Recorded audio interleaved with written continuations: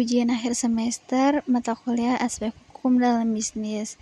Nama Leha Indriani, NIM 28922501123, Fakultas Ekonomi dan Bisnis, Prodi S1 Manajemen, Universitas Pancasakti, dengan dosen pengampu Bapak Mulyono SHMM. Di sini saya akan menjelaskan tentang materi hukum pajak. Di sini ada pengertian hukum pajak. Hukum pajak adalah sekumpulan peraturan yang mengatur hak dan kewajiban serta hubungan antara wajib pajak dan pemerintah selaku pemungut pajak. Namun, tafsir mengenai apa itu hukum pajak sebenarnya beragam. Setidaknya terdapat 6 ahli yang pernah mengungkapkannya. Pendapatnya mengenai hukum pajak yakni yang pertama, menurut Santoso Brotodihardjo. Menurut Santoso Brotodihardjo, hukum pajak atau yang juga dikenal sebagai hukum fiskal merupakan aturan-aturan yang meliputi wewenang atau hak pemerintah dalam mengambil kekayaan seseorang dan memberikannya kembali ke masyarakat melalui kas negara. Dalam hal ini, hukum pajak merupakan hukum publik yang mengatur hubungan orang pribadi atau badan hukum yang memiliki kewajiban untuk menunaikan pajak atau wajib pajak dengan negara. Yang kedua, menurut Bohari. Pendapat senada juga diutarakan oleh Bohari. Menurutnya, hukum pajak merupakan kumpulan peraturan perundang-undangan yang mengatur rakyat selalu pihak yang membayar pajak dengan pemerintah selaku pemungut pajak. Yang ketiga, menurut Rahmat Soemitro. Menurut Rahmat Soemitro, hukum pajak adalah kumpulan peraturan yang mengatur hubungan rakyat selaku pembayaran pajak dengan pemerintah selaku pemungut pajak. Yang keempat, menurut Dr. Suparman Sohadimijaja. Pendapat yang berbeda disampaikan oleh Dr. Suparman Sohadimijaja. Menurutnya hukum pajak adalah hukum yang mengatur masalah perpajakan yang akan meringankan biaya produksi barang dan jasa untuk mencapai kesejahteraan umum. Selanjutnya ada fungsi pajak. Fungsi pajak terdiri dari 4. Yang pertama ada fungsi anggaran. Pajak berfungsi sebagai sumber penerimaan kas negara. Pajak yang dikumpulkan dari masyarakat digunakan untuk membiayai pengeluaran negara. Nah, semakin banyak masyarakat yang membayar pajak, maka semakin besar pula pendapatannya. Yang kedua, ada fungsi alokasi. Fungsi ini menekankan bahwa pajak harus digunakan untuk menandai atau menyediakan barang atau jasa yang dibutuhkan masyarakat. Misalnya untuk pembangunan sarana dan prasarana atau bahkan membangun sebuah infrastruktur. Yang ketiga, ada fungsi distribusi atau pemerataan. Dalam fungsi ini, pajak digunakan untuk pembangunan ekonomi. Artinya, dengan pendistribusian pajak secara merata diharapkan dapat memperbaiki taraf hidup masyarakat. Dan yang terakhir, yang nomor 4, ada fungsi pengatur atau regulasi. Kalau fungsi pajak yang satu ini digunakan sebagai pelindung produksi dalam negeri.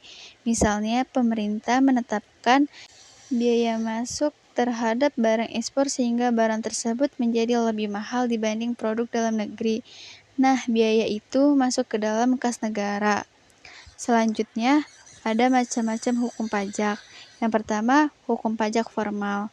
Hukum pajak formal merupakan hukum yang memuat adanya ketentuan-ketentuan dalam mewujudkan hukum pajak material menjadi kenyataan. Hukum pajak formal menentukan kewajiban wajib pajak untuk mengadakan pembukuan, serta prosedur pengajuan surat keberatan maupun banding. Hukum pajak formal memuat tata cara atau prosedur penetapan jumlah utang pajak, hak-hak fiskus untuk mengadakan evaluasi.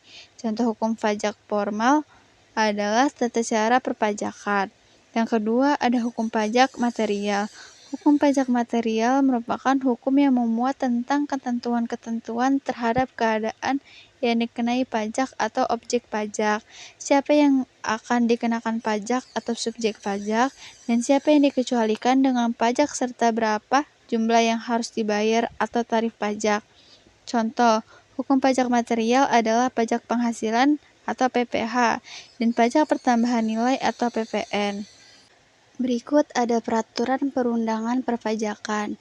Ada 8 undang-undang yang menjadi landasan atau dasar hukum pemungutan pajak di Indonesia. Antara lain, yang pertama Undang-Undang Nomor 13 Tahun 1985 tentang biaya materi.